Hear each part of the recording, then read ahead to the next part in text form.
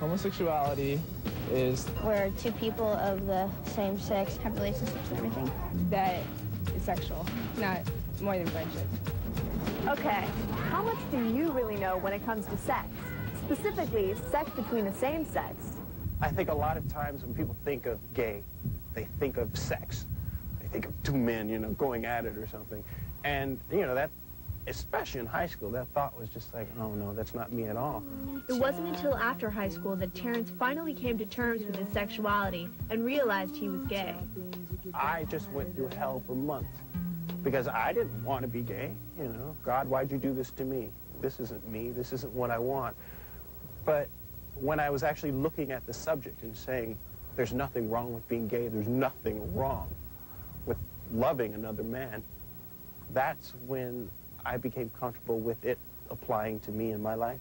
Terrence got a handle on his sexual identity, but to many people, the topic of homosexuality is often controversial and sometimes very confusing. It's just something you're born with. This is just like a way that people choose to do. Not necessarily an illness, but maybe, you know, there's something, you know, different, you know, like in the brain. I don't think homosexuality is a mental illness. I think that it's learned. Well, there's definitely plenty of different opinions out there. We caught up with a doctor from the American Psychiatric Association. So, doctor, is homosexuality a mental illness? It used to be classified as a mental illness until 1974, and then the American Psychiatric Association decided that it wasn't a psychiatric illness.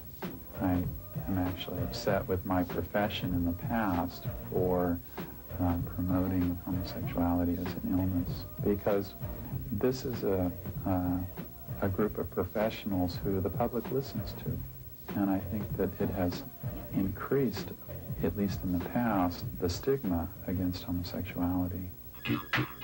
Say you're 15 or 16 and you feel that you're attracted to the same sex. Does that mean that you're gay? Not necessarily.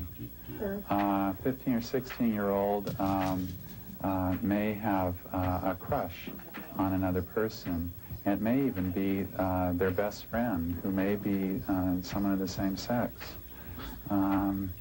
It doesn't necessarily mean that they're homosexual. Ooh, child, things are going to get easier. It was kind of a slow process. It was coming to a realization that homosexuality is okay. My sexuality had really little to do with me changing totally as a person. It was just one element of my life. One element that's very private and very beautiful.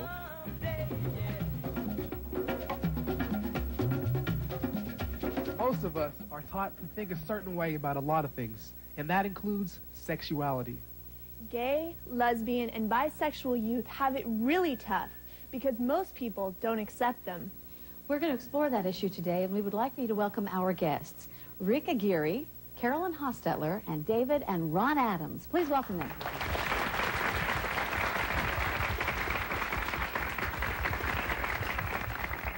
Rick, you're gay, and I understand that one of the hardest things for gay people is coming out.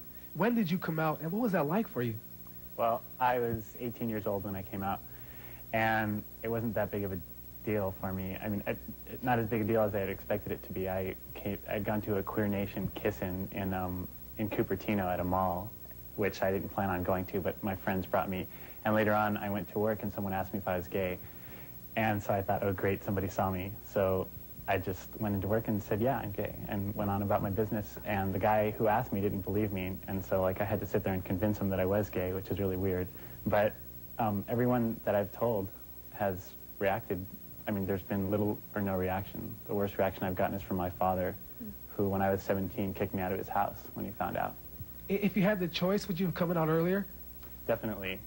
If I knew somebody my age when I was younger, I think it might have been easier for me to come out. Or not easier, but just easier to figure things out and be able to just be out there. Now I understand that you're involved with a new newspaper called Inside Out. What is that all about? It's an international lesbian and gay and bisexual, transgender, and questioning youth news magazine. And we have a circulation of 5,500, and basically our informal mission statement is to provide a positive image of lesbian and gay people. Bisexual is someone who is both attracted to males and females and is comfortable having both emotional and physical relationships with both. And what about your personal story? Is this something that you recognized when you were a lot younger?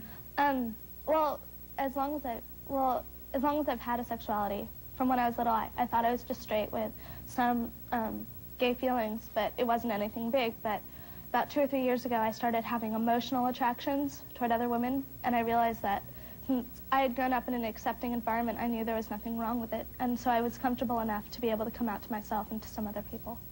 Did anybody say anything to you? Did you have problems in school, for example? Well, I first came out to 2 people, and last year on the 3rd day of 8th grade, I was verbally bashed by about 100 people in a school quad, and they were just saying a bunch of horrible homophobic, slang and just lies. Well, what about your family? How were they dealing with this? It's like not even an issue. I mean, in our family, we just don't even talk about it because it's like, do straight kids talk with their parents about being straight?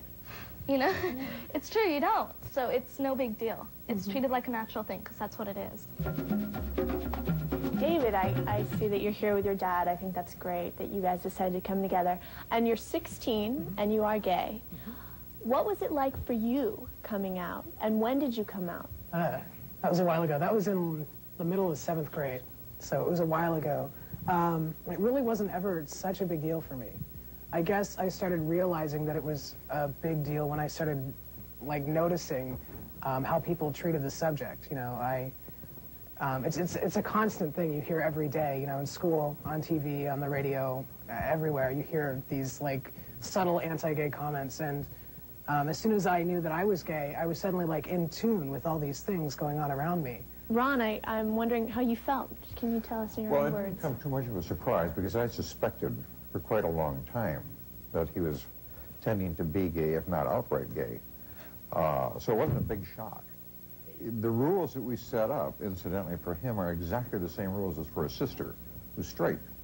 There was no sex in the house. You don't take your friends up to your bedroom if you're going to be really heavily involved with them, and this sort of thing. So there's no prejudice against him one way or the other. Our view is that he's one hell of a human being. He's very bright. For a long time, when he was in the turmoil, his grades were very low. He was very much an underachiever. But once he came out to us and started to get his act together, he's come up with straight A's in the top 1 percentile on the PSAT tests. He's doing a hell of a job. And I've got to say, I'm really impressed with him for that. Thank you. Hey, stay with us. There's more from Gay Teens next.